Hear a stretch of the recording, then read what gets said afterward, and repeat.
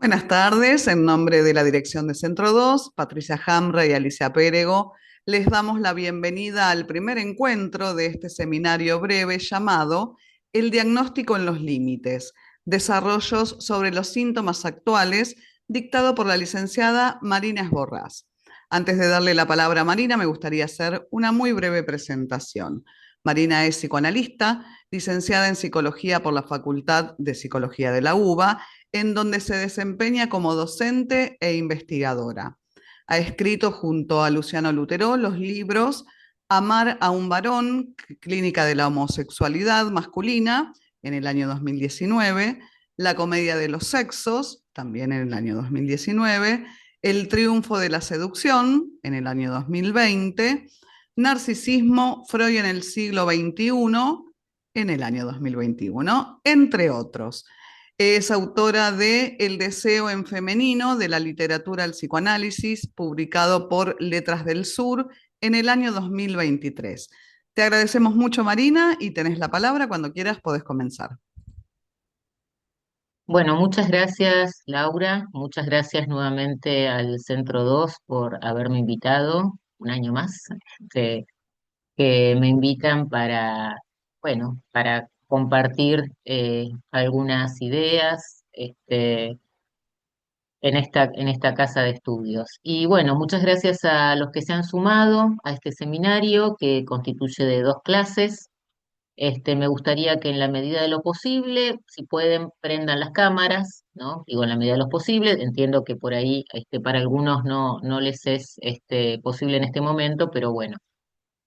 Bueno, yo les voy a hablar el título del seminario es el diagnóstico de los límites, ¿no? O sea, clínica sobre los síntomas de la actualidad y que es un tema que, bueno, yo formo parte, soy docente de la Cátedra de Psicopatología 2 en la Facultad de Psicología de la UBA, a cargo de Fabián Schekman, y en la Cátedra de Psicopatología, digamos, además de eh, dedicarnos a transmitir a los alumnos la psicopatología de acuerdo al marco teórico psicoanalítico, también investigamos un poco o pensamos o tratamos de hacer algunas lecturas en torno a cuestiones más actuales o de la época, ¿sí?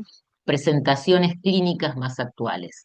Así que muchas de las cosas que yo les vaya a compartir tienen su origen en un trabajo conjunto con otros colegas de la cátedra. este, Así que bueno, lo quería mencionar, ¿no? Porque esto es como producto de un trabajo con otros, ¿sí?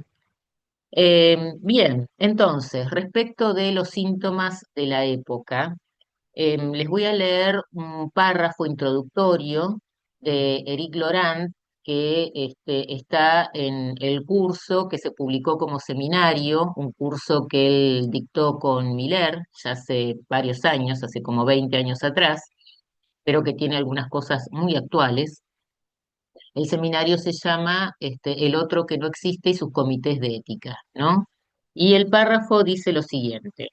Los psicoanalistas mismos están atrapados en este movimiento clínico y su dialéctica y se quejan de que todo cambió, que sus pacientes cambiaron y ya no son los de la época de Freud. Apelan a la teoría por una teoría más nueva, más segura, más cerca de estos pacientes. Apelan a sus organizaciones para pedirles que tomen nuevas formas, más cercanas a sus preocupaciones, más democráticas, más humanas.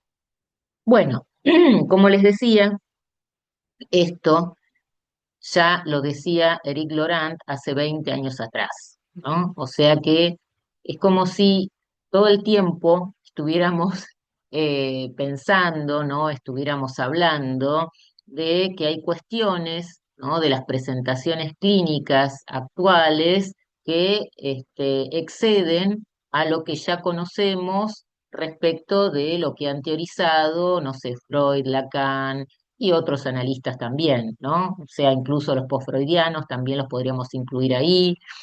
Em, entonces, bueno, ¿qué hacemos con esto? ¿No? Porque esto, como dice Laurent, ¿no? En algún punto hay algunos que, en función de que supuestamente la teoría no alcanza para dar cuenta de estos pacientes, eh, para orientarnos en los tratamientos, entonces hay algunos de ellos que nos podemos hacer preguntas dentro del psicoanálisis mismo y encontrar algunas respuestas dentro del psicoanálisis mismo, y hay otros que prefieren, digamos, salirse un poco de la vía del psicoanálisis, ¿no? Yo considero que eh, en tanto psicoanalistas tenemos que preguntarnos dentro del psicoanálisis, ¿no? O sea, me parece que la teoría psicoanalítica nos permite, ¿no? Hacer lecturas con los conceptos que contamos. De todas formas, también hay algunos analistas que han promovido otra serie de conceptos que los voy a mencionar después, más adelante, en el recorrido de la clase. Pero bueno, y otros, ¿no? Quizás se ven como un poco arrastrados a hacer a veces como algunas lecturas que yo digo como sociológicas del psicoanálisis, o se fundamentan o buscan, digamos, como algunos fundamentos en otras disciplinas, que si bien son interesantes, ¿no? Para ayudarnos a pensar algunas cosas, parece que no tenemos que irnos del todo por ese camino, ¿no? O sea, de hecho, sabemos que por ahí hay psicoanalistas que empiezan como a pensar con categorías de Foucault, ¿sí? O con categorías de lo que se llaman los estudios de género, que son interesantes e insisto, ¿no? Nos permiten a veces algunas herramientas o claves de lectura, pero tenemos que tener en cuenta que eso no es psicoanálisis, ¿no? O sea, y que si nos vamos mucho por esa vía, nos alejamos del psicoanálisis como tal. Entonces, lo cierto es, ¿sí? Que en tantos sujetos nos constituimos amarrados de alguna forma, ¿no? A la época y a la cultura a la que pertenecemos, ¿sí? Eso instaura algunas marcas, ¿no? En la constitución subjetiva, ¿sí? Este, entonces no podemos desconocer las consecuencias que acarrea el hecho de advenir, ¿no? En una sociedad determinada, del mismo modo que no desconocemos las consecuencias o las marcas que portamos por advenir en determinada familia, ¿no? O sea, los otros que nos tocaron en suerte, ¿sí? Bien, por lo tanto, digamos, hay una disciplina como la sociología, ¿no? Que se ocupa de estudiar los cambios producidos a lo largo de la historia, ¿no? Y hace algunas lecturas en torno a, digamos, las condiciones sociales de cada época. Y, por ejemplo, hay una autora que se llama Eva Ilú, no sé si la conocen, lo voy a escribir en el chat, si puedo. Sí, ahí va. Este, que tiene varios libros. El último que salió acá, al menos en Argentina, se llama Modernidad Explosiva. Y ella dice, por ejemplo, ¿no? Que la forma en que los sujetos vivimos nuestros sentimientos o nuestras emociones está condicionada, ¿no? O sea, está condicionada por ciertas categorías sociales, ¿no? Y de hecho, por ejemplo, una de las formas en que ella puede estudiar esto es a través de la literatura propia de cada época, ¿no? Entonces, en este libro, ¿no? Dice que para muchos el conocimiento del mundo comenzó como conocimiento de las tramas y los personajes de las novelas. Y dice, esto se debe a que este género incorpora intrincadamente la psicología del personaje en un mundo social que moldea la acción y es transformado por ella. Y estas obras de ficción funcionan como una ventana abierta a las emociones de los personajes y a su vez contienen y ponen en acto códigos morales y estructuras sociales, ¿no? Y también dice, ¿no?, que los cambios producidos en lo que ella llama modernidad, o en esta época actual, en definitiva, inciden en las emociones. Y dice, nunca antes en la historia las instituciones económicas, culturales y políticas habían solicitado las emociones de manera tan sistemática. Por ejemplo, por muy antigua que sea la emoción de la envidia, nunca antes había estado tan estructuralmente arraigada en la cultura del consumo, ¿no? Dice, lo mismo ocurre con la ira, que circula a través de una política de partidos desarrollada, y de burbujas en las redes sociales. Bueno, entonces, está muy bien, digamos, poder tomar algunas de estas consideraciones en el campo de la sociología, pero no nos podemos quedar solo ahí, ¿no? O sea, nosotros nos toca otro trabajo, ¿sí? Que es el de pensar, insisto, con nuestras categorías.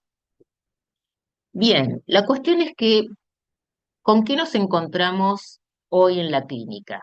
¿No?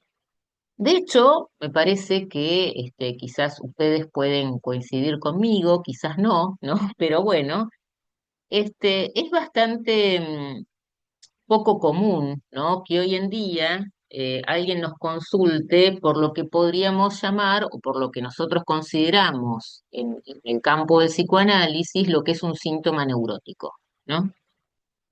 Muchas veces incluso en las supervisiones, la gente los colegas que supervisan, la más de las veces por ahí quienes recién se están iniciando en la profesión, ¿no? Em, Vienen a plantear su caso y nos dicen que es un paciente que creen que es neurótico, ¿no?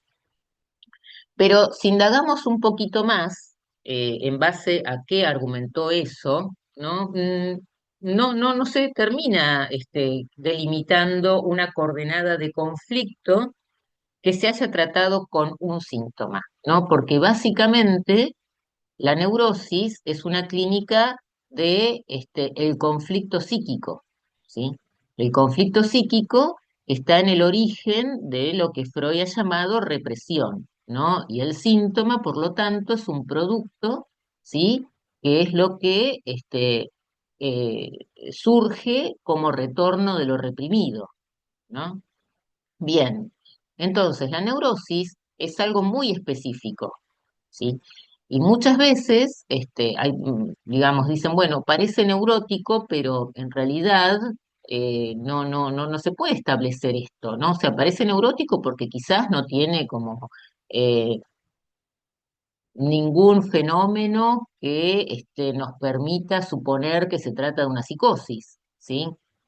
Pero tampoco podríamos decir cabalmente, ¿no?, que se trata de una neurosis, ¿sí? Y entonces, digamos, ¿a qué se debe esto, no? Y de hecho, muchas veces lo que nos encontramos son personas que llegan a análisis o al dispositivo, ¿no? Sin saber muy bien para qué, ¿no? Entonces, también a veces hasta no estamos un poco perdidos en función de la demanda, ¿no? Bueno, pero ¿a qué viene?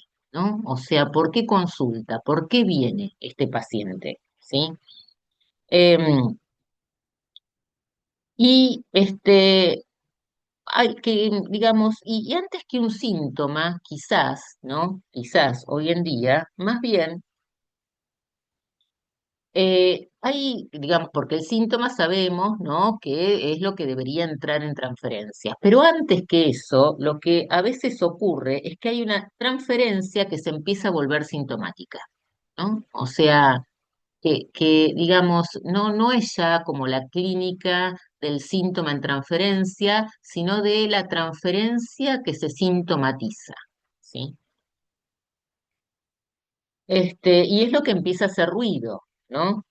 Y, por ejemplo, encontramos en esto que decíamos, ¿no?, de las supervisiones, con colegas que dicen, este paciente, por ejemplo, viene hace un año y pico, y no sé bien para qué viene, ¿no? O sea, como si transcurriera mucho tiempo, ¿no? Porque, digamos, lo que nosotros hemos aprendido son entrevistas preliminares, ¿no? Que las entrevistas preliminares tienen una función no solo diagnóstica, ¿no? Sino de la puesta en marcha del dispositivo, ¿sí? Del establecimiento de la transferencia, de que se pueda instalar algo del síntoma en transferencia, ¿no? Bueno.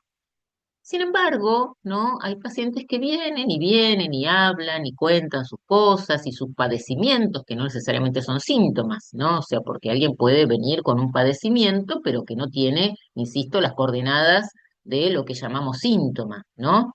Y puede venir durante mucho tiempo y el analista a veces no sabe por qué viene, pero el paciente viene, ¿no? O sea, entonces uno dice, bueno, algo de la transferencia debe haber ahí, ¿no? Y también a veces hasta se pierden las coordenadas de a qué llamamos transferencia, ¿no? Bien, este, y entonces, digamos, también, y también en muchos de estos pacientes que vienen, ¿no? Y durante mucho tiempo el analista no sabe, a veces también cuando el analista quiere intervenir, por ahí esas intervenciones no son muy bien tomadas, ¿no? Se las deja, se las pasa por alto, ¿no? O sea, como que vienen y hablan y, qué sé yo, uno les puede decir algo y quizás dicen, sí, está bien o no, ¿no? O sea, pero hay algo ahí como que no se desestiman un poco las intervenciones o las interpretaciones, ¿no?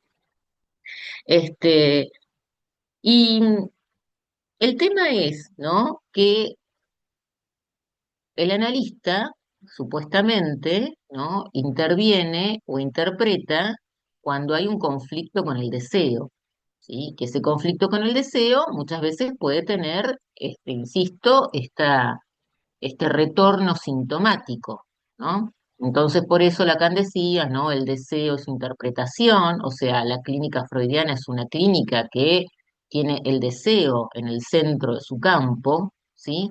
Ahora, cuando esto no ocurre, ¿sí? ¿Qué interpreta el analista? ¿Sí? ¿En qué sentido se orienta su intervención? ¿No? O sea, ¿para qué? Digamos, podríamos decir, ¿no?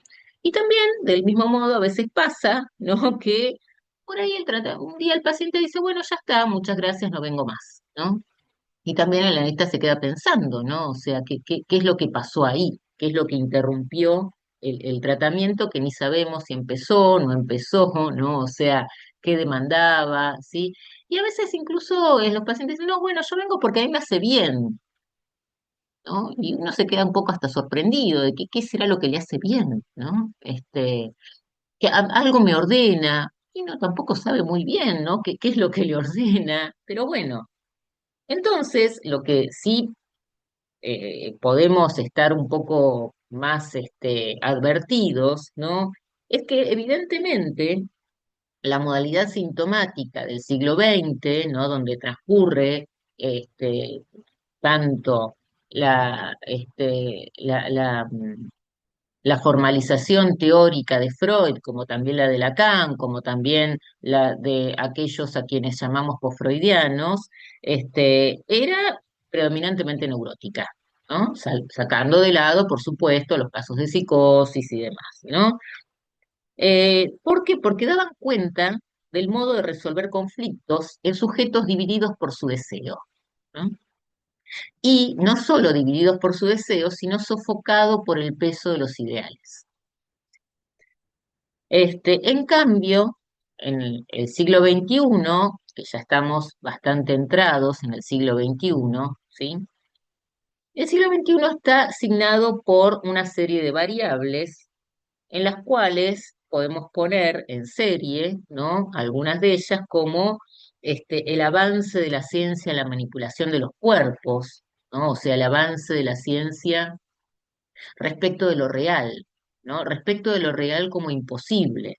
¿Sí? O sea, la ciencia avanza en el sentido en que aquello que nosotros consideramos lo real para el psicoanálisis, ¿no? O sea, bueno, a veces ya no entra dentro del terreno de lo imposible porque la ciencia lo hace posible, ¿sí? Todavía no del todo, ¿no? Porque, por ejemplo, la muerte, que es un real para el psicoanálisis, bueno, la ciencia no ha avanzado a tal punto de que la gente deje de morirse. Eh, sí alarga la vida, ¿no? Pero bueno, hasta ahora nos morimos, ¿no? O sea, el otro real para el psicoanálisis, que es la inexistencia de relación sexual, si quieren, ¿no? La castración. Bueno, hay a veces más o menos, ¿no? O sea, por ejemplo, con respecto de la transformación de los cuerpos, ¿no? O la reproducción, ¿sí? Sin necesidad de que haya acto sexual, ¿no? Bueno, muchas otras cosas. Evidentemente, la ciencia en ese punto va avanzando, ¿sí? También otra de las variables es la tecnología, bueno, y el sistema económico liberal, ¿no? Eso también es algo que signa el siglo XXI, ¿sí?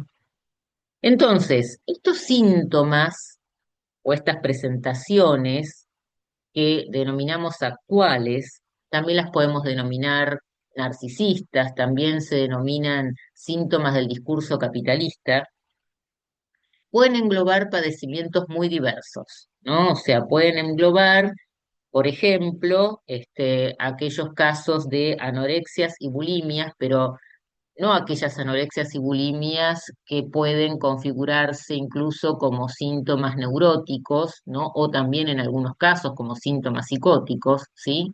Sino que responden a otra lógica, que son de otro orden, ¿no? También encontramos las toxicomanías o los ataques de pánico, también muy frecuente en adolescentes los cortes en el cuerpo, ¿sí? Pero además de estos síntomas, ¿no? Como un poco más típicos, que son los que se denominan síntomas del capitalismo, también la clínica hoy nos confronta, ¿no? Con un tipo de sujeto, ¿sí? Que son aquellos sujetos que se muestran como más desorientados, desinhibidos, desmotivados, ¿no? O sea, esto es algo bastante frecuente, ¿no? O este, esos sujetos que también se presentan a sí mismos como ansiosos, quizás, ¿no? Pero que en realidad esa ansiedad, este, más bien es una consecuencia de cierta desorientación, ¿no? Bien, hay muchos autores desde el psicoanálisis, ustedes seguro deben conocer a varios, ¿no? Que han señalado, digamos, como los efectos que tiene esto que llamamos sistema capitalista, ¿sí? En la subjetividad, ¿no? Empezando, el primero que desde el psicoanálisis utilizó este término, si quieren, es Lacan, ¿no? Cuando formula lo que él llama el pseudo discurso capitalista, que lo conceptualiza en el año 72, ¿no? Y a partir de ahí se han realizado distintas lecturas e hipótesis que dan cuenta de los padecimientos y malestares actuales, ¿no? Entre algunos de los autores que yo voy a tomar, están, bueno, hay varios, está Colette Soler, está Máximo Recalcati, también por ahí la vez que viene me voy a dedicar más a los planteos que realiza Nieves Soria, ¿no? Em, pero bueno, la realidad es que la sociedad del consumo, ¿no? Ya no ofrece ideales que resisten a los deseos, ¿no? O sea, en principio es eso. O sea, nosotros estábamos planteando, ¿no? Que las neurosis básicamente se tratan de sujetos en conflicto con el deseo, ¿no? Entonces, ¿qué es lo que ofrece la sociedad de consumo? Bueno, diversos objetos, ¿no? Digamos, estos objetos que son productos de la tecnociencia, ¿sí? Que supuestamente nos garantizan eficacia y satisfacción inmediata. ¿No? Entonces, el mercado produce más y más objetos de distinta índole, que además tienen la característica de convertirse rápidamente en desecho, ¿no? Em, no sé si ustedes están al tanto, me imagino que sí, ¿no? Pero vieron que hoy en día está como muy de moda, parece, ¿no? Comprar en algunas tiendas que venden así lo que se llama fast fashion, ¿no? O sea, ropa de calidad no muy buena, pero muy barata, ¿no? Que viene del exterior y muchos otros objetos que, la verdad, por ahí, el todo por 2 pesos, sí, pero ahora se llama, bueno, sé que se llama Shein, pero le dicen Shein acá, ¿no? Pero en realidad es Shein, y después hay otra Temu, este, donde uno ve en las redes, ¿no? La gente que muestra lo que se compra, y muchas cosas son realmente bastante basura, o sea, pero, pero bueno, ¿no? Estaba muy barato. Entonces me compré este peluchito que tiene un cepillito que sirve para no sé qué cosa, ¿no? Que uno se da cuenta que eso va a durar muy poco. ¿Vieron cómo parece en algún punto, ¿no? Los niños con los juguetes, vieron que los chicos tienen un juguete nuevo y lo usan y están recopados con ese juguete una semana, ¿no? Y a la semana ya no le dan más bolilla. Bueno, yo creo que esto tiene un poco esa característica, ¿no? O sea, fomenta como el consumo de ciertos juguetes, ¿no? Para adultos, pero que son fácilmente desechables, ¿no? O sea, la emoción por el objetito nuevo dura muy poco, ¿no? ¿Por qué? ¿Por qué? Y porque hay que seguir consumiendo, ¿no? Entonces el mercado después te va a ofrecer otro y otro y otro, ¿no? Entonces, digamos, la cuestión es que el mercado que produce un consumo muchas veces desenfrenado, ¿no? De objetos de todo tipo. Ahí entran también las drogas, la pornografía, las aplicaciones, series de televisión, celulares, ¿no? Incluso es una época donde también estuvo muy cuestionada la cuestión de las em, apuestas online, ¿no? Fácilmente accesibles para los jóvenes o adolescentes, ¿sí? Bueno, la cuestión es que, ¿cuál es el costo de esto? ¿Sí? El costo de esto es que el sujeto queda a merced de los objetos, ¿no? O sea, queda consumido por ellos. Efectivamente, como ya lo anticipaba quizás Cortázar, con un cuento que se llama El reloj, bastante conocido, no sé si lo conocen, pero es muy conocido,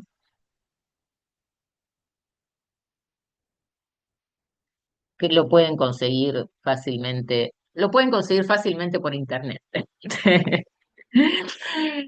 Hoy todo se consigue fácilmente por internet o Mercado Libre. Bueno, él en este cuento dice lo siguiente, ¿no? Que no te regalan un reloj, tú eres el regalado. A ti te ofrecen para el cumpleaños de reloj. O sea, estamos hablando de una época donde no había celulares y para saber la hora la gente tenía que tener un reloj. Pero él dice, bueno, el reloj después le tenés que dar cuerda no sé a cada cuánto, ¿no? O sea, como después uno termina estando tan pendiente del reloj que al final, digamos, el reloj lo consume a uno.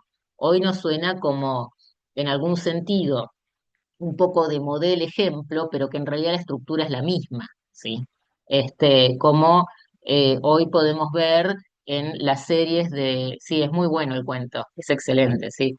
Las series de Netflix, ¿no? O sea que ves un capítulo e inmediatamente ves otro, entonces uno se puede quedar todo un día tirado en la cama, ¿no? O en el sillón sin hacer absolutamente nada. Entonces ahí dice, bueno, quién es el consumidor y quién el consumido, ¿no? O sea, vos quedás como consumido por Netflix, o sea, que te tiene ahí, ¿no? Atrapado, mirando uno y otro y otro y otro y otro, ¿sí? O sea, es más o menos prácticamente lo mismo que cuenta Cortázar con este cuento de no sé hace cuántos años, pero muy siglo XX, del reloj, ¿no?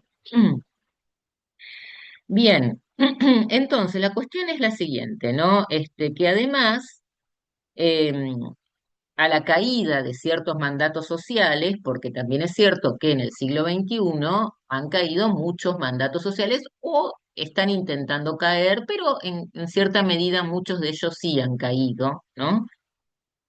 Pero, digamos, con lo que nos encontramos no es con el paraíso esperado, ¿no? O sea, más bien se ha derribado un amo, pero en su lugar, ¿qué se ha entronado en ese lugar del amo? Bueno, el yo. ¿no? O sea, al lugar de lo que era el amo antiguo, hoy se ha entronado al yo. También podemos ver que ahora cuando veamos un poco los discursos, que podemos encontrar otra lectura. Pero el vínculo más fuerte de este yo ya no es con los otros, sino con los objetos. Y por eso también los vínculos adquieren cada vez más la modalidad de la lógica del consumo, ¿no? Entonces también nos encontramos que en los modos de vincularse, las personas cada vez más, ¿no? Se vinculan de acuerdo a las lógicas de consumo, ¿no? Entonces, si no te sirve, soltá, ¿no? Estamos todo el tiempo con ese mandato de que hay que soltar lo que produzca algún tipo de insatisfacción, lo que algún tipo de molestia, ¿no? Bueno, cambiarlo por otro, ¿no? Digamos, como si cuestiones que no es tan fácil, ¿no? Entonces también, digamos, eso trae aparejadas algunas consecuencias como son, por ejemplo, la soledad, la inhibición, la depresión, la deserotización, ¿no? Que son distintos nombres del sufrimiento de nuestra época, ¿sí? O sea, es una época signada por este tipo de sufrimientos, ¿no? Em, y el psicoanálisis creemos que puede seguir brindando alguna respuesta, pero ahí es donde tendremos que ver, ¿no? De qué modo se hace uso de su orientación sin quedar alienado en aquello de lo que busca diferenciarse. ¿Qué quiero decir con esto? Bueno, que nosotros como psicoanalistas también formamos parte de esta época y también estamos atravesados por todas las variables de esta época y quizás también empezamos a quedar pegados, ¿no? En tratar de ofrecernos como objeto de consumo. ¿No? O que el análisis, digamos, también sea un lugar que tiene que responder, ¿no? Y ser eficiente, dar consejos, ¿no? Orientar, ¿no? O sea, bueno, seguramente nuestra clínica varía y quizás, como decía, nuestras intervenciones también por ahí son distintas, pero también el límite puede ser a veces muy chiquito, ¿no? Respecto de, bueno, cómo orientarnos y cómo intervenir en esta clínica sin quedar también alienados, ¿no? Y ser un objeto más de consumo, ¿no? Es cierto que a veces hay pacientes que vienen con ese pedido, ¿no? O sea, a mí hace poquito me pasó algo así, ¿no? Como bueno, pero una paciente que vino 2 sesiones, ¿no? Y no, bueno, pero no me estás diciendo nada, decime algo que me sirva, ¿no? O sea, bueno, y no, qué sé yo. Primero tiene que escuchar un poco para poder orientarse, y está bien, es cierto que no se trata de quedarnos en el silencio absoluto, como también eh, era una modalidad que tenía un cierto estilo que en alguna época habían adquirido los analistas, que uno no es que se queda en silencio, que no dice nada, ¿no? Pero sobre todo al inicio por ahí pregunta más, ¿no? Por ahí dice alguna cosa, pero no es que le vas a dar, no sé, es muy raro que uno de repente tenga así como una intervención iluminadora que le resuelva la vida en 2 sesiones, ¿no? O sea, no hacemos magia, digamos. Y a veces nos encontramos con pedidos de este estilo, ¿no? Como bueno, no tengo tiempo, digamos, resolveme el problema ya, ¿no? Bueno, ahora para ir un poquito más a cuestiones más de la teoría, ¿sí? Eh, para pensar, bueno, en relación al síntoma, ¿no? O sea, aquello que llamamos síntoma. Bueno, Lacan tiene muchas formas de definir el síntoma. Em, pero, por ejemplo, en el seminario 17, ¿sí? Él sostiene que la manera en que cada uno sufre en su relación con el goce, en la medida en que éste solo interviene por la función de plus de gozar, he aquí el síntoma, ¿no? O sea que el síntoma sería la manera en que cada uno sufre en su relación con el goce, ¿sí? Bien. Ahora, hablamos del síntoma neurótico, ¿sí? ¿Qué característica tiene el síntoma neurótico? ¿Cómo podemos leer el síntoma neurótico en función a la teoría de los discursos? Y acá sí, Laura, te voy a pedir si podés compartir la primera imagen. En realidad es para recordarles más o menos cómo son los matemas de Lacan, de los cuatro discursos, ¿sí? Dale, O sea, perfecto. un Compartimos. recordatorio. ¿Se ve, verdad? Sí, ahí se ve, yo la veo. ¿Ustedes la ven? Bien, buenísimo. Bueno, entonces, ¿no? El síntoma neurótico es solidario del discurso del amo, ¿sí? O sea, ustedes saben que los discursos son formas del lazo social, ¿no? Entonces, digamos, acá encontramos, ustedes ven ahí arriba a la izquierda el S1, ¿sí? Como instancia rectora que se dirige un S2, ¿no? Ahí ven la flechita del S1 al S2, para que produzca un saber, ¿no? Y de esa operación queda un resto, ¿sí? Queda ese resto que vemos, abajo a la derecha, ¿no? Que es el objeto A, ¿sí? Ese resto es el objeto A como plus de goce, plus de gozar, ¿no? Entonces, tenemos el discurso del amo, que el S1 como agente en el lugar del agente, el significante rector, ¿sí? Se dirige al S2 para producir un saber y de eso resta algo, ¿sí? Y de hecho, en el piso inferior, si ustedes ven, podemos encontrar la fórmula del fantasma, ¿no? O sea, encontramos el sujeto y el objeto, pero ahí hay una barra, ¿no? O sea, está la barra de la imposibilidad, ¿sí? O sea, digamos como que, bueno, no es que hay complementariedad del sujeto y el objeto, ¿no? Sino que hay una relación marcada, si quieren, por la castración, ¿sí? Este, y ese fantasma, ¿no? Es lo que sostiene al síntoma, la neurosis, ¿sí? O sea, el fantasma en definitiva es aquello de lo cual el síntoma se sostiene. Hay una relación entre el fantasma o el modo de goce de cada quien y su síntoma, ¿sí? El fantasma en definitiva lo que fija es una modalidad de goce, ¿no? Este, y por eso da cuenta del carácter de repetición del síntoma, ¿no? O sea, como hay una modalidad de goce fija por el fantasma, ¿no? También eso es lo que determina la repetición sintomática.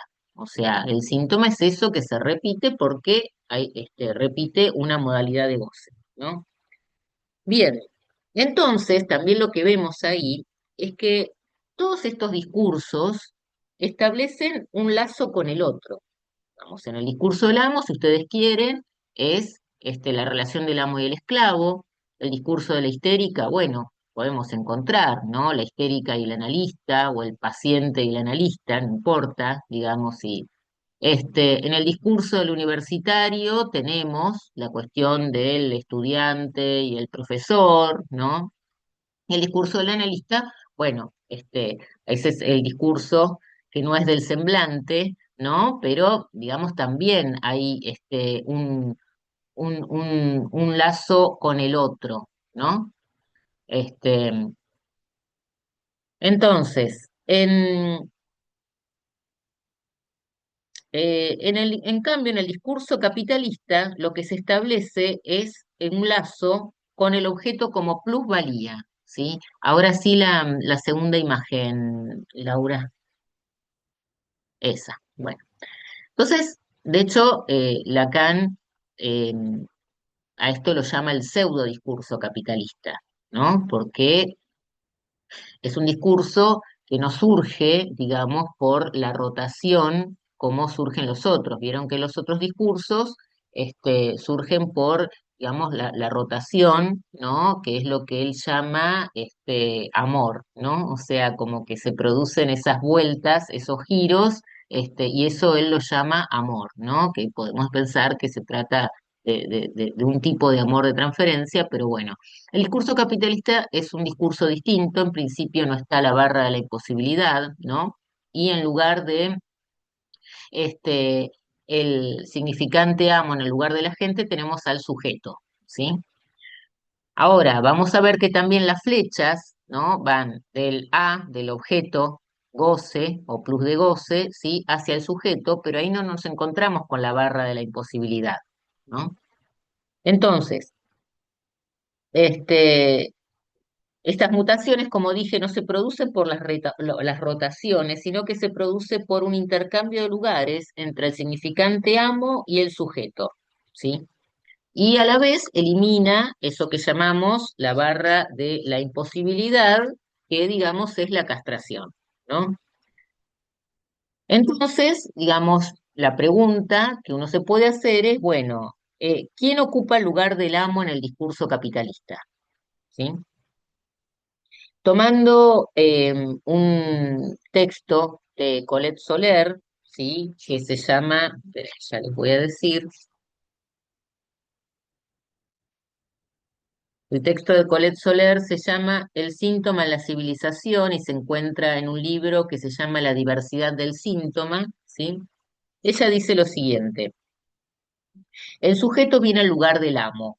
Lo invirtió para significarnos precisamente que el saber en la producción de letosas no obedece al significante amo. Y esto inscribe también una transformación del sujeto mismo, una transformación del sujeto que se emancipa del significante amo, del significante que en un momento lo representaba.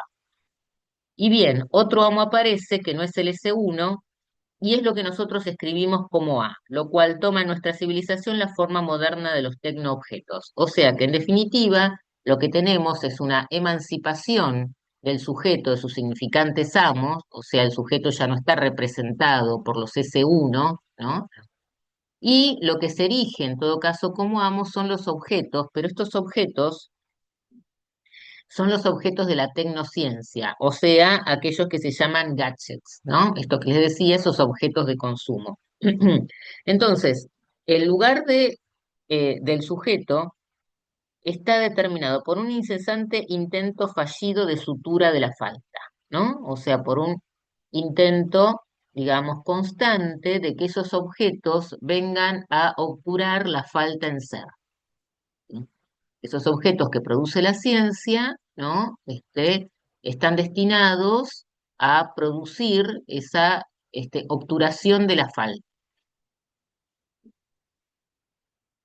Eh, Nieves Soria dice que el sujeto hace un uso de la falta del ser en el síntoma, pero como motor del movimiento incesante del mercado, que en su articulación con la tecnociencia ofrecerá siempre un nuevo objeto, dará a cada instante la ilusión de suturar la carencia de ser en la estructura, ¿no? O sea, esto en realidad da la ilusión de suturar esa falta, ¿no? De creer que puede haber algún objeto, ¿sí? Que suture esa división estructural, ¿no? Y entonces, en realidad, no es este objeto, lo cambio por otro, no es este, lo cambio por otro, no es este vínculo, lo cambio por otro, ¿no? O sea, bueno, esa es la ilusión. Ahora, esta producción de gadgets por la tecnociencia no representa ningún sujeto, porque ya no se trata del sujeto del deseo dividido en el síntoma, sino de un consumidor. Y un consumidor, en ese sentido, no es un sujeto dividido por su síntoma, o dividido por su deseo, sino un sujeto más bien en falta respecto de su goce, ¿no? Por eso, digamos, busca objetos que puedan colmar, ¿sí? Ese goce, objetos de goce. Bien, este, entonces, digamos, este intento de suturar la falla estructural es un intento que se da por la vía del narcisismo, es por la vía de revestir al yo de una imagen amable para sí misma y que se produce como defensa de la operación de castración. Digamos, sabemos que el narcisismo, ¿no? Se estructura como defensa frente a la castración, ¿sí? O sea, el yo se estructura de esa forma, como objeto total, ¿no? Y en ese punto resulta defensivo respecto de la castración, ¿no? Em, en este punto, digamos, para la constitución del yo como objeto total, ¿sí? O como la ilusión de un objeto total, porque el yo es una ilusión, ¿no? ¿Cuándo se produce? Cuando se cede un objeto al campo del otro, ¿sí? Esa cesión, que lo podemos configurar como una castración, ante esa operación se cierra, ¿sí? El yo como objeto total, ¿no? Ese es el narcisismo como estructura, ¿sí? Ahora, una cosa es el narcisismo como operación estructural fundante del yo, y otra cosa es el narcisismo como defensa permanente frente a aquello que pueda confrontar al sujeto con la castración o con la falta en ser. ¿Me siguen? Más o menos, ¿está? Bueno. Bien, entonces, por un lado, ¿no? En tanto que la lógica del mercado se desprende, ¿sí? Que la sociedad capitalista reviste un carácter de sostén permanente, ¿no? ¿Por qué? Por esto que decíamos, porque rápidamente la novedad del mercado es transformada en desecho, ¿no? Entonces hay una especie de compulsión al consumo con el intento de suturar esa falla, ¿sí? Pero a la vez, ¿no? La satisfacción que los sujetos obtienen identificándose esos objetos de consumo que engordan a su yo, están sometidas a una actualización constante, ¿no? Por lo tanto, también el sujeto puede quedar, digamos, tomado en ese carácter de consumidor consumido, ¿no? En la probabilidad de convertirse a su vez en desecho, ¿no? Y creo que esto es lo que tiene guarda relación con lo que llamábamos algunos de los efectos que produce el discurso capitalista, ¿no? Que es esta especie de depresión generalizada o las melancolizaciones, ¿no? O sea, en este carácter de consumidor, pero que a la vez entonces termina siendo el objeto consumido, ¿no? Ese objeto, en tanto objeto de consumición, puede quedar también identificado al lugar del desecho, como cualquiera de los otros objetos que ofrece la cultura del capitalismo, ¿sí? Y ese lugar de desecho puede dejarlo en un estado, en una posición melancólica, ¿sí? ¿Se entiende? O también esto que decíamos, la desmotivación, ¿no? O sea, digo, muchas personas vienen y dicen esto que les decía con el ejemplo de Netflix, ¿no? ¿Qué hiciste? Bueno, me quedé todo el día mirando Netflix, ¿no? Pero eso no trae, digamos, como algo del orden del deseo, ni siquiera a veces hasta del placer, ¿no? O sea, sino más bien los deja en un estado de desmotivación, ¿sí? O sea, como una mera satisfacción de la pulsión, de la pulsión del objeto mirada, ¿no? O sea, pero quedaron ahí, ¿no? O sea, quedaron ahí como que lo único que se satisface es eso, la mirada, pero, pero sin estar asociada a algo del orden del deseo, ¿no? O sea, muchas veces pasa, ¿no? Y vienen con, no hice nada, estuve mirando Netflix todo el día, ¿no? Y eso trae así como una sensación, un sentimiento de vacío, ¿no? Un estado un poco depresivo, desmotivado. Bueno, porque, como decía antes, ¿no? La relación con los objetos, ya podemos dejar de compartir pantalla si querés, Laura, gracias. Era para nada, más o menos que pudieran visualizar y recordar eh, los matemas lacanianos. Bien, entonces, la relación con los objetos, decíamos, no hace lazo social, ¿no? O sea, la relación con el objeto no establece vínculos con el otro, sino que están más bien sometidos a la fragilidad de la satisfacción momentánea. Y que por eso también es rápidamente descartable. Entonces, desde hace un tiempo, como les dije, ¿no? Se viene utilizando como algunas categorías para nombrar estas presentaciones clínicas o estos fenómenos que no responden al dispositivo analítico de las neurosis de la transferencia. Bueno, algunos de estos autores que yo les nombré, pero para que este objeto trate de superar, tiene que haber constituido la falta igualmente. A ver, sí, o sea, en tanto seres hablantes somos seres que estamos, digamos, constituidos como sujetos en falta, digamos. En principio, ¿no?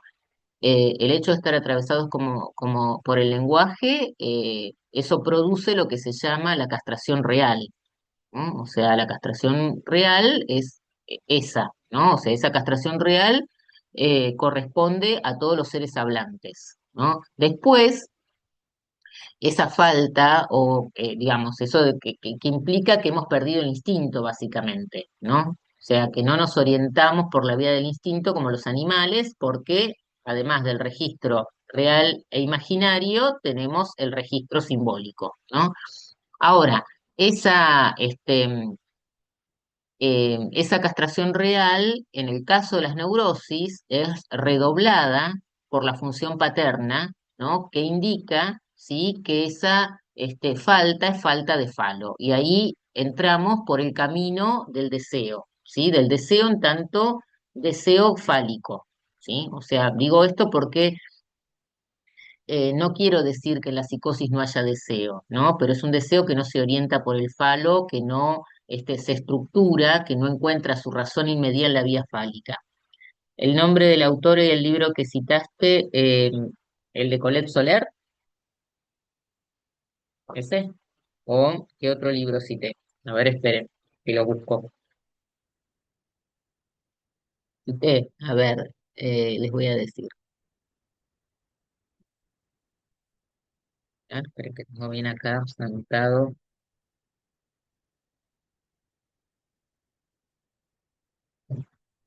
Colette Soler. Este texto de Colette Soler es de 1996, un texto ya bastante viejo, ¿no? Pero el síntoma en la civilización,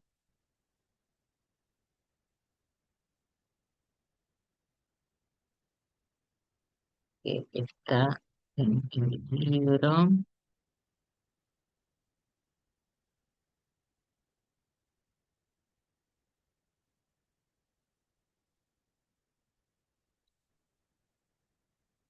Bien, entonces, en tanto, en tanto neuróticos, sí, ¿no? Se supone que nos constituimos como sujetos del deseo. Ahora, Eh, hay algunos autores, ¿sí? Que empiezan a pensar, ¿no? Que quizás, por un lado, puede ser, esto es una gran pregunta, ¿no? Puede ser que estas presentaciones se enmarquen en una estructura neurótica, pero que no tramiten, digamos, como los conflictos de la forma de neurosis habitual, ¿sí? O que se trata de otro tipo de subjetividades. Eso, ahí hay una división de aguas, ¿no? O sea, porque tenemos que dar cuenta si estas presentaciones corresponden efectivamente a una estructura neurótica o corresponden por ahí a otro tipo de conformaciones subjetivas. De hecho, hay muchos autores que han propuesto, por ejemplo, los borderline, ¿no? O los trastornos narcisistas, ¿sí? O los diagnósticos de aquellos pacientes que llaman limítrofes, ¿no? Y eso responde a otra, digamos, también aquellos que entrarían en una especie de zona intermedia entre neurosis y psicosis, ¿no? O sea, hay algunos autores que consideran, por ejemplo, que los pacientes borderline, ¿no? Son pacientes que estarían en una zona limítrofe entre neurosis y neurosis, y otros que no, que constituyen una categoría distinta, ¿sí? Esos autores, bueno, los iba a mencionar después, pero los menciono ahora por la pregunta. Son, por ejemplo, Kerber, Balint, Kohut, e incluso Winnicott, ¿no? Winnicott, que ha hablado, por ejemplo, del falso self. ¿Sí? Es interesante la categoría de los borderline, ¿no? Porque, en definitiva, el psicoanálisis toma sus categorías diagnósticas, ¿no? Neurosis, psicosis, si quieren perversión también, ¿no? Del campo de la psiquiatría. O sea, la neurosis, la psicosis, la perversión son términos y categorías que existían previo al psicoanálisis y que el psicoanálisis, bueno, las desarrolla desde otras concepciones, en principio, en función al mecanismo psíquico, ¿no? O sea, el primer movimiento que hace Freud es el de unificar dentro de lo que él llama neurosis de transferencia, histeria y neurosis obsesiva. ¿Por qué? Porque comparten un mecanismo psíquico que es el de la represión, ¿sí? Anteriormente en la psiquiatría, la histeria y la neurosis obsesiva no tenían nada que ver, ¿no? No había razón por ubicarlas dentro de un mismo grupo, podríamos decir, ¿no? En cambio, estos autores posfreudianos arman una nueva categoría eh, que la extraen o que la conforman dentro del campo de psicoanálisis, ¿no? O sea, no los borderline o los limítrofes o los narcisistas o llamados trastornos narcisistas que no tienen nada que ver con lo que hoy en las redes este, establecen como los narcisistas, ¿no? O sea, pero bueno, ese es otro tema. Em, Son diagnósticos que se formulan dentro del campo del psicoanálisis y utilizando, digamos, conceptos del psicoanálisis, ¿no? Porque efectivamente se han encontrado con casos que no respondían a la lógica, ¿no? De las neurosis y de la psicosis. Y tienen planteos muy interesantes, ¿no? O sea, son autores que tienen planteos muy interesantes y sobre todo con pacientes de los llamados graves quizás, ¿no? Pero insisto, que no presentan fenómenos propios por ahí ni de la psicosis ni de la neurosis. Bueno, por lo tanto, ¿qué les estaba diciendo? Bueno, bien, la cuestión es que lo que llamamos, bueno, síntomas del discurso capitalista y también llamados síntomas actuales, eh, conviene también destacar algo, ¿no? O sea, que esta cuestión de actuales refiere, sí, uno lo puede pensar como que refieren a síntomas de la actualidad, ¿no? Pero no solamente, o sea, también esta cuestión de lo actual tiene resonancias con lo que Freud ha planteado en relación a lo que él llamó las neurosis actuales, ¿no? O sea, las neurosis actuales que eran aquellas donde básicamente no había mecanismo psíquico, ¿sí? O sea, ¿por qué? Porque estos síntomas eh, que he mencionado, ¿no? En relación a algunas anorexias y bulimias, toxicomanías, adicciones de todo tipo, eh, no se ofrecen a la interpretación y el desciframiento, ¿no? Que es el carácter esencial de los síntomas neuróticos. O sea, los síntomas neuróticos es un goce que está cifrado, ¿no? O sea, el goce en los síntomas propiamente neuróticos está cifrado. Por lo tanto, son síntomas que se ofrecen, ¿sí? A el desciframiento a través de la interpretación, ¿no? Este, Así que, digamos, lo que suponemos de estos síntomas es que hay un tratamiento que no es el mismo, ¿no? O sea, que no es un tratamiento por la vía del mecanismo de la represión, ¿sí? Bien, según, por ejemplo, Máximo Recalcati, estos síntomas constituyen más bien, dice él, una clínica que denomina del pasaje al acto, más que una clínica del sujeto dividido, en algunos casos, ¿no? Y él lo que propone es un tratamiento preliminar de la demanda para la realización, ¿no? O para la efectuación del sujeto del inconsciente, ¿no? Entonces, esto que estábamos diciendo, bueno, ¿cuál es el sentido o el uso de las entrevistas preliminares, ¿no? Incluso en estos pacientes que ni siquiera a veces podemos dar cuenta de cuál es la demanda, ¿no? O sea, que no se puede dar forma a una demanda porque tampoco aparece claramente, ¿no? Entonces, Recalcati dice lo siguiente. La nueva cuestión preliminar impone ante todo una reflexión sobre el estatuto contemporáneo de la demanda. La época del discurso capitalista es, en efecto, la época en la cual domina la demanda imaginaria del objeto. Esto que yo les decía, ¿no? Que a veces nos encontramos con pacientes que este, nos demandan, ¿no? Que les ofrezcamos un objeto, que puede ser una palabra en ese caso, ¿no? O una técnica, o un tip, o lo que fuere, ¿sí? Que rápidamente, les solucione el malestar o el padecimiento, ¿no? Dice, la demanda convulsiva, así la llama él, la demanda convulsiva que habita el discurso capitalista no es una demanda que se mantiene en relación al deseo, ¿no? Dice, no responde al deseo como resto. Esta se muestra más bien magnetizada por el objeto de goce, que en el discurso capitalista contemporáneo es aquello que modera el poder causativo del objeto fetiche, ¿no? Entonces es una demanda que más bien que no entra tanto en relación al deseo, sino más bien al goce, ¿no? Esto de, bueno, ofrézcame un objeto, ¿sí? Este, que calme mi padecimiento, mi sufrimiento o algo por el estilo.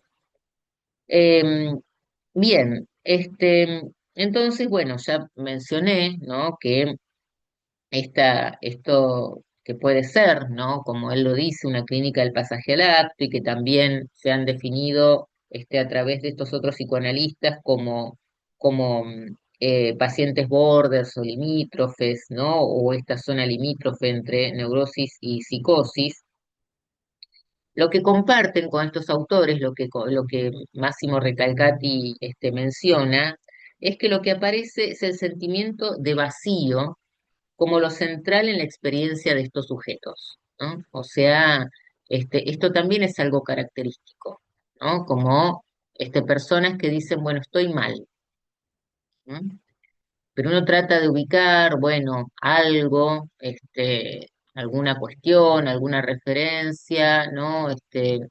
Intenta incluso que por ahí ofrezca alguna coordenada de la historia familiar, ¿no? Y no aparece nada, ¿no? O sea, no, bueno, no, sí, con mis padres todo bien, pero yo estoy mal, ¿no? Me siento mal, ¿no? No tengo ganas de nada, me siento mal, ¿no? Y uno intenta a veces, ¿no? Como ubicar algo y lo que aparece es esto, como un sentimiento de vacío, ¿no? Y esto es bastante distinto, ¿no? A la lógica del conflicto neurótico, donde la referencia en la neurosis, además, es la angustia de castración, ¿no? O sea, este, digamos eso que Lacan dice, ¿no? Bueno, la angustia como aquello que no engaña, ¿no? O sea, porque más bien, digamos, el estatuto del objeto en todo caso es aquello que se presenta y angustia, ¿no? Porque está lo que dice Lacan, ¿no? Cuando falta la falta, o en otro orden de angustia, la confrontación más bien con la falta en el otro, ¿no? Entonces la angustia es algo que en la clínica de neurosis nos orienta un poco, pero acá no aparece angustia, si bien los sujetos lo pueden decir de esa forma muchas veces, porque está en el discurso, ¿no? Y de la misma forma que pueden decir estoy ansioso, pueden decir estoy angustiado, pero, digamos, nosotros no nos orientamos por eso que el sujeto pueda decir porque está en el discurso, y estar angustiado es una forma de decir me siento mal, ¿no? O sea, em, bien, y también, digamos, lo que prevalece son identificaciones especulares en muchos casos y algunos conflictos más narcisistas, quizás, ¿no? Entonces, por un lado, nos encontramos con presentaciones donde hay un modo de satisfacción pulsional que se realiza por vías distintas al síntoma neurótico, ¿no?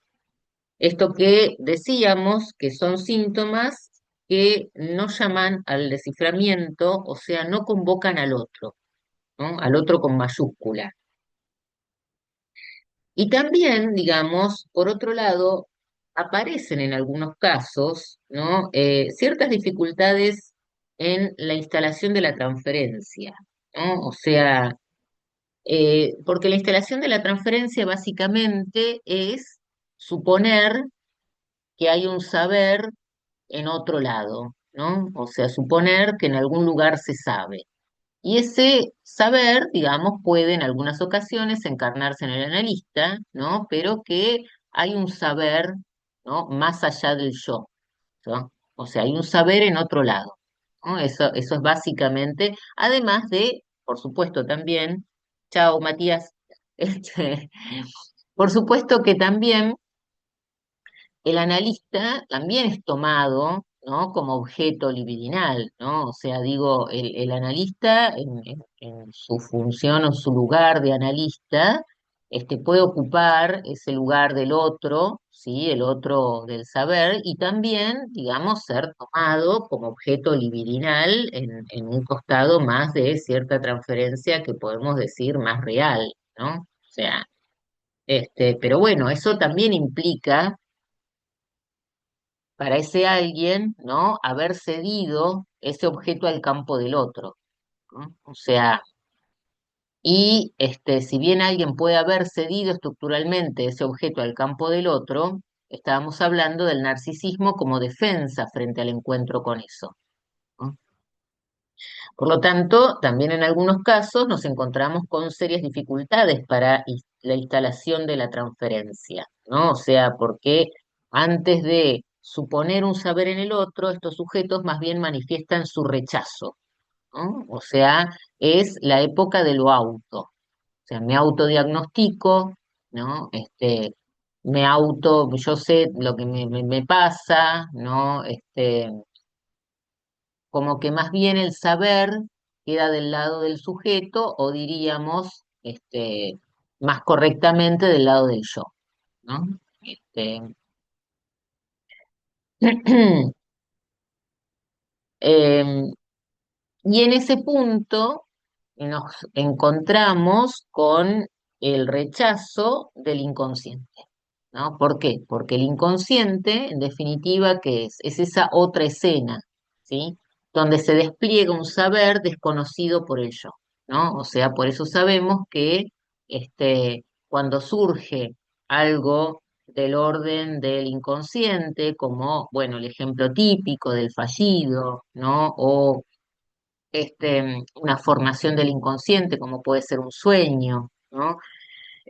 Donde, bueno, lo que tiende el yo es a rechazarlo, ¿no? En esto que decía, el narcisismo como defensa de la castración, rechazar aquello que lo divide, ¿no? Que, bueno, lo obliga a responder por algo que no considera propio, pero es propio, ¿no? O sea, por algo que no concuerda con su yo, ¿no? No concuerda con su imagen ideal del yo, ¿sí? Entonces esto es rechazado. Por lo tanto, también hay un rechazo del inconsciente, ¿no? O sea, em, bien,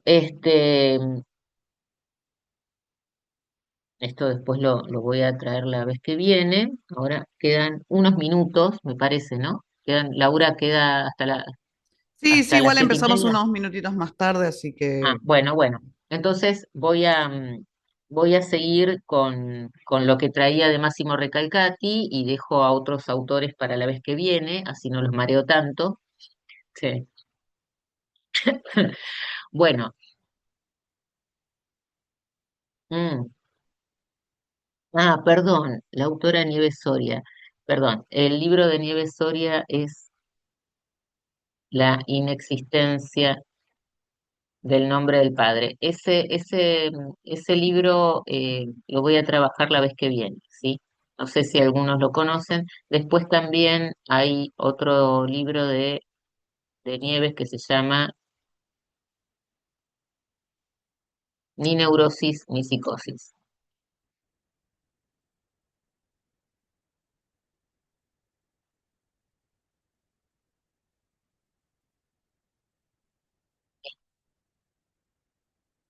Em, el síntoma se estructura en torno a la represión, sino la dificultad para anclar su identidad. Claro, lo que pasa es que no sé si se trata de identidad, ¿no? O sea, porque digamos, no, el sujeto no, en psicoanálisis más bien es esto que decíamos de la falta en ser, y en todo caso hablamos de las identificaciones, que las identificaciones recaen sobre el yo, ¿no? O sea, pero efectivamente el sujeto se constituye en relación al otro, ¿no? Por eso decimos, bueno, el deseo es el deseo del otro, ¿no? Y se constituye en un orden simbólico determinado, que es otra de las formas de nombrar lo que llamamos la época, ¿no? Ahora, no es que se estructura en torno a la represión, sino que se estructura en todo caso en torno a el nombre del padre, ¿no? Y que eso permite que pueda operar el mecanismo de la represión, ¿sí? Bueno, eso es como básicamente lo que llamamos neurosis, ¿no? Bueno, clínica del vacío, ¿sí? Recalcati habla de la clínica del vacío, ¿no? Y él dice lo siguiente, que no es solo una descripción, ¿no? Lo que él llama clínica del vacío, de ciertos fenómenos psicopatológicos en los cuales encuentra la experiencia del vacío en primer plano, estos fenómenos, digamos, como que pueden ser la depresión, la anorexia, ¿no? Y intenta, según él, definir la dimensión de la clínica contemporánea, y él lo llama la clínica en la época del otro que no existe, ¿no? O sea, digamos, sí, la clínica, tanto de la neurosis como de la psicosis, es una clínica de la consistencia del otro, ¿sí? Esta sería una clínica del otro que no existe. Consistencia del otro, ¿por qué? Porque en principio también la neurosis tiende, ¿no? A dar existencia o consistencia al otro, ¿no? Y de hecho una de las cuestiones que nos orienta en la cura es precisamente que el sujeto llegue al significante de la inexistencia del otro, ¿no? O sea, que está obturada por su respuesta fantasmática, donde el otro adquiere consistencia, ¿no? Ahora, según Recalcati, nos encontramos en una clínica del otro que no existe, ¿no? Por lo tanto, nuestra orientación en esos casos no puede ser la orientación de confrontar al sujeto con la inexistencia del otro, porque el otro no existe de entrada, ¿sí? Bien, entonces él dice lo siguiente, que el punto basal de esta clínica se refiere a una metamorfosis de la noción de falta, ¿sí? Dice, bueno, que esta metamorfosis ha sido conceptualizada por Lacan en su teorización del discurso capitalista, ¿no? Que en el cual opera una metamorfosis del discurso del amo, y que, por ejemplo, se encuentra iluminado en la clínica de la anorexia. O sea, Máximo Recalcati, como ustedes saben, ha trabajado mucho con pacientes bulímicas y anoréxicas. Y dice, y entonces la falta de ser es aquí reducida, transfigurada en la de un vacío imposible de llenar, ¿no? Entonces ahí vemos cómo esto que nombrábamos, el sujeto dividido por su deseo, ¿sí? El sujeto en falta en ser, en esta clínica del vacío se trata de la falta, pero una falta que podríamos nombrar más bien una falta imaginaria, ¿no? O sea, se imaginariza la falta. Entonces esa falta se transfigura como un vacío imposible de llenar. Entonces él postula, ¿no?, que habría una clínica del vacío distinta de la clínica de la falta. Entonces acá estamos hablando, ¿sí?, de una categoría distinta, ¿sí?, de la categoría de la neurosis, ¿no? O sea, la neurosis sería una clínica de la falta y esta sería una clínica del vacío, ¿no?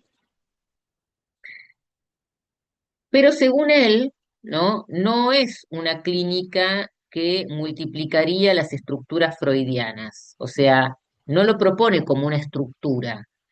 O sea, las estructuras serían las neurosis, la psicosis y la perversión. Él no dice que esta clínica venga a dar lugar a una nueva estructura, ¿no?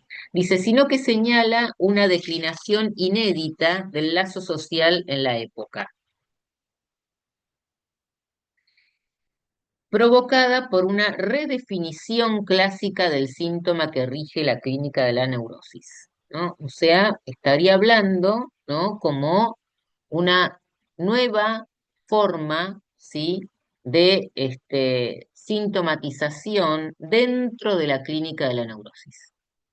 Entonces, digamos, para Recalcati, seguimos en el campo de la neurosis, pero con una forma distinta, ¿sí? de sintomatización, que responde a lo que él llama clínica del vacío.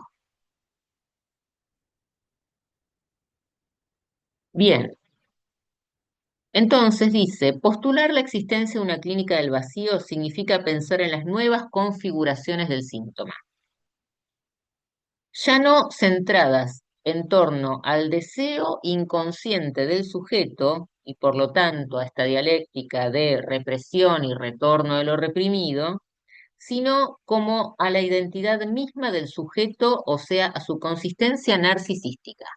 Sí, o sea, es una clínica que responde, ¿no? a la consistencia narcisista.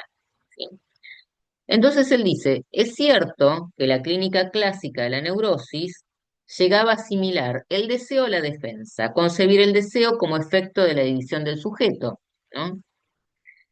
Pero, dice, la clínica del vacío anuncia una disociación radical entre sujeto y deseo. O sea, él dice que esta clínica disocia sujeto de deseo y que el protagonista no es el sujeto dividido ni el sujeto del inconsciente, sino un sujeto en ausencia de inconsciente, un sujeto que no experimenta el deseo como defensa, ni como conflicto, ni como herida. Bueno, esto de el sujeto sin inconsciente es también una postulación de Recalcati, ¿no? Que dice, bueno, que por ahí nos estamos encontrando, ¿no? con sujetos que no se estructuran en relación al inconsciente, ¿no? Y dice, el centro gravitacional de esta clínica, ¿no? Es como un sentimiento de inexistencia, de ausencia que caracteriza el modo de ser prevalente del sujeto contemporáneo, ¿no? Este, dice, por ejemplo, ¿no? La anorexia, o sea, o el rechazo anoréxico, no están en relación con el retorno de lo reprimido o con o con la exigencia de salvaguardar la falta en ser y el deseo, sino que manifiestan el vacío como un modo de goce o como separación absoluta del sujeto respecto del otro, ¿no? O sea, entonces ven cómo es una clínica, ¿no? que no está en relación al otro, ¿sí? En tanto que el otro puede tener aquello que a mí me falta, ¿sí? Donde se cede, digamos, aquel objeto al campo del otro, ese campo del otro que se constituye como otra escena, ¿no? Sino que más bien, ¿no? Hay algo del orden del vacío donde se produce una separación absoluta respecto del otro. Bien, entonces dice, esta experiencia subjetiva del vacío se cristaliza narcisísticamente, dando lugar a lo que él llama una especie de autismo que separa al sujeto del otro. En este sentido, si en la clínica de la falta el síntoma como formación de compromiso representa el ser del sujeto tomado por el otro, la clínica del vacío es la experiencia de la angustia la que se torna central, ¿no? Pero hay que ver qué tipo de angustia, y por lo tanto lleva su deriva narcisística. Bien, dice, los nuevos síntomas no están ya en relación a la pasión inconsciente del deseo, como lo estaban los de la histeria del siglo XIX, sino más bien el divorcio entre sujeto y deseo. Lo que hace sufrir es el sentido de no existencia, la percepción perdón, de un vacío que no se extingue jamás y que el discurso capitalista promete falsamente obturar, ¿no? ¿Mediante qué? Mediante la oferta de gadgets, ¿no? Que, digamos, esta solución social de la falta se funda en la supresión del deseo como movimiento abierto hacia el otro. O sea que en definitiva, no se trata de que estos sujetos, a mi opinión, ¿no? Lo que dice Recalcati, no estén estructurados en relación a la división subjetiva, la falta, en ser, ¿no? La relación, sino que hay algo que produce el discurso capitalista en este movimiento, ¿no? De ofrecer esos gadgets para obturar la falta y entonces refuerzan, ¿no? Narcisísticamente al yo, que lo que produce es una deflación deseante, una desconexión del sujeto con el deseo. Es como si yo les dijera, hay un empuje permanente al goce que va en detrimento, ¿no? Del deseo como defensa frente al goce, porque el deseo se constituye como defensa al goce. Bien, yo voy a dejar por acá, ¿sí? Y retomo desde acá la vez que viene y voy a hablar un poco más de algunas cuestiones en relación a la oposición, narcisismo, deseo, y voy a tomar también algunos de los planteos de Nieves Soria en este libro y en algunos otros, y algunas cosas más que se me puedan ir ocurriendo de acá al jueves que viene. Bueno, em, dejo el espacio para algunas preguntas o comentarios o algo de lo que quieran decir. Bueno, aquel que quiera hacer alguna consulta o comentario, abre directamente su micrófono. Si querés, si te parece, no me di cuenta de pedírtelo antes. eh, ¿Querés compartir tu mail por si, no sé, en el transcurso digo, de hoy al lunes que viene? No me hagan caso, Sí, sí, chicos. No sé qué día es. Al el jueves jueves que viene. próximo. Surge alguna consulta o te quieren pedir bibliografía. Digo, si lo querés dejar en el chat, ahí está. Sí, Es esa ahí es mi Marina nombre y apellido. Esborrás, porque los que vean después la grabación no van a poder ver el chat, así que lo decimos, es Marina Esborrás con b larga y z @gmail.com. Ahora sí, no interrumpo más. Gracias.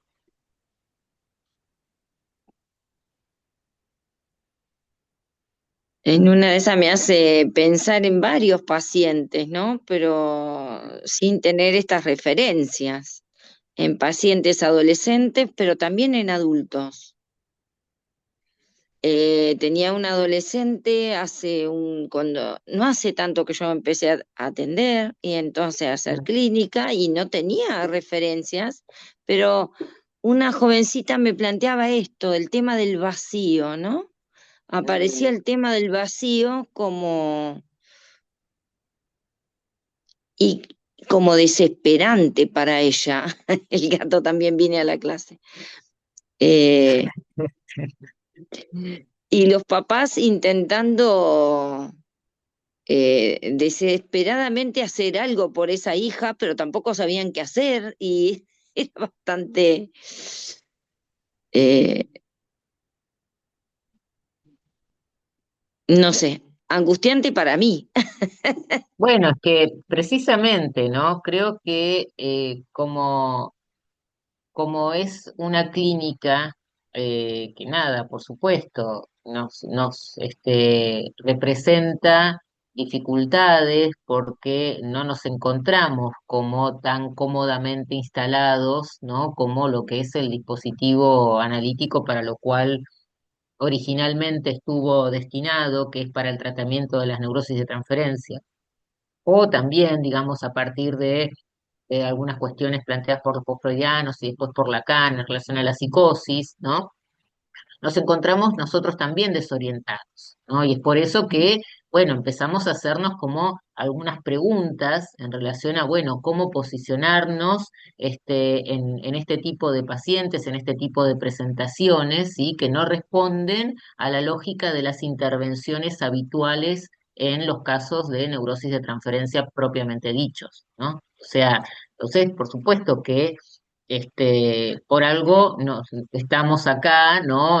Hablando, investigando, viendo, ¿no? Cómo podemos orientar nuestra clínica hacia estos pacientes, ¿no? Sí, es eso, básicamente. Que creo que es algo que nos ocurre a todos, ¿no? O sea, todos los Mm, analistas estamos atravesados por estos síntomas contemporáneos o estas modalidades actuales de presentación de pacientes.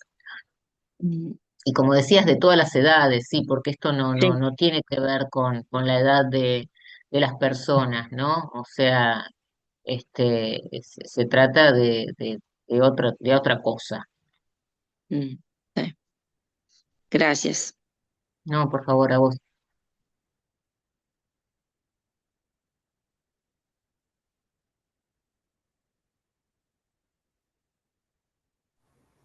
Hola, buenas tardes. Hola, Candela, ¿qué tal? ¿Qué tal? Yo te quería preguntar, o pensaba en esto, ¿no? En estas presentaciones donde justamente hablamos de esta, que no se ofrecen a la interpretación ni al desciframiento, estas cuestiones con las transferencias y la no instalación ahí de un sujeto supuesto saber, ¿no? Yo pensaba en Ujú, qué momento, y retomando lo que decías al principio, ¿en qué momento se hace, o si se hace, ese pasaje de lo que serían las entrevistas preliminares a un, realmente, a un inicio de un análisis en estas ujú, presentaciones? Me queda esta duda ahí como circulando y también cómo mm. pensar la dirección de la cura en estas presentaciones. Aperturas que Bueno. me quedo ahí. Está muy bien, ¿no? Porque es precisamente esas son las preguntas las que nos llevan, ¿no? A trabajar y a pensar, a investigar y a teorizar. Sí, por supuesto, que creo que quizás, digamos, no tenemos que estar tan pendientes, ¿no? De, bueno, cuándo se pasa de las entrevistas preliminares al inicio, ¿no? O sea, me parece que acá se trata de otra cosa, quizás a veces como de alguna forma ver cómo se empieza a instalar la falta, ¿no?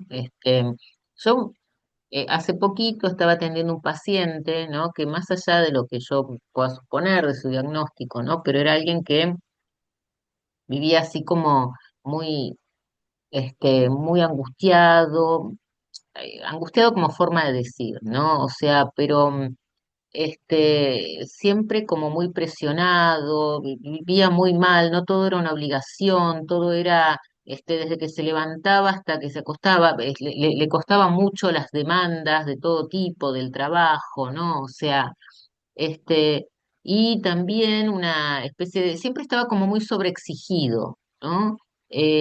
Y por ejemplo, él le molestaba mucho, ¿no? Que si él en el trabajo donde tenía daba como, no sé, explicaba algo, ¿no? Y después le molestaba mucho, ¿no? Que la gente volviera a preguntarle, se olvidara, se equivocaba, ¿no? Entonces, digamos, lo que yo le decía era, bueno, pero que él de algún punto pretendía, ¿no? Que las personas fueran una especie de robots, ¿no? Que una vez que uno les dice algo, cómo se hace tal cosa, cómo solucionar tal problema, ya está. Y que, bueno, que las personas no somos robots, que hay olvidos, que hay malentendidos, que hay, ¿no? O sea, una forma, ¿no? Y esto parece una estupidez, digamos, ¿no? Pero es un modo, ¿sí? De instalar, ¿no? Que los vínculos con los otros no se rigen por esa lógica, ¿no? O sea, digo, o esto también, ¿no? De las personas que vienen y dicen que quieren tener una relación amorosa, ¿no? Que quieren conseguir a alguien, que tenga una pareja, ¿sí? Pero que hay algo ahí que está tomado por como algunas demandas de lo que ellos quisieran, pero que no tiene nada que ver con cuestiones del orden del deseo, ¿no? O sea, entonces digo, bueno, pero y qué sé yo, ¿y vos qué tenés para ofrecer?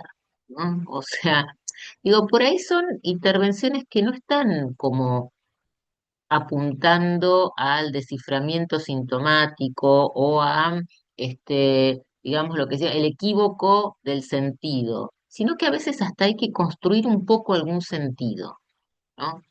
Entonces, me parece que por ahí, digamos, la entrada en análisis puede estar signada cuando aparece algo, ¿no? De la división subjetiva orientada a un deseo, que es distinto, ¿no? De la puesta en forma del síntoma, ¿no? O sea, cuando aparezca algo, eso, ¿no? Como que aparezca algo de la división subjetiva y que uno, bueno, apunte a eso, ¿no? Como apunte este, a, a que la defensa no esté todo el tiempo alrededor del yo, ¿no?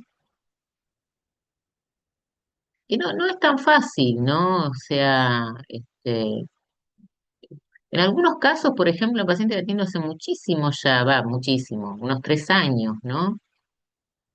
Recién ahora aparece algo del orden de su vulnerabilidad respecto del amor por un otro, ¿no? Ella siempre tenía el control de sus relaciones, ¿no? Y recién ahora aparece como el miedo real a perder al otro, ¿no? O sea, como que hay algo ahí de otro orden, y algunas otras cosas. Y también lo que me da gracia, esto, bueno, lo puedo decir en sentido de chiste, pero yo creo que también se lo puede tomar en serio, ¿no?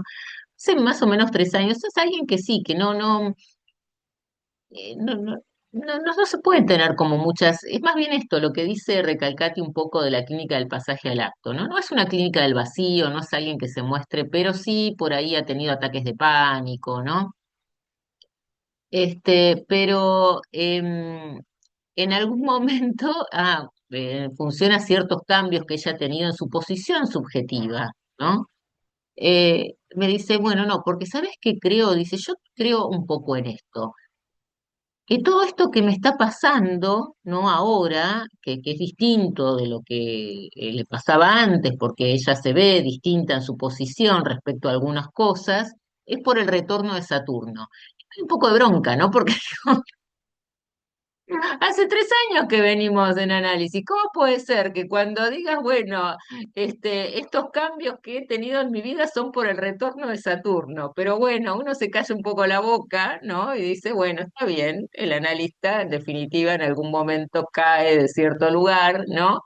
Pero no sé si ustedes escuchan esto. No, muchas veces hay pacientes que traen con que, bueno, hay ciertas cosas que han cambiado en su vida o hay ciertos efectos, y quieren hasta terapéuticos, no importa, ¿no? Pero lo atribuyen a cualquier otra cosa menos al análisis, ¿no? O sea, es muy raro eso.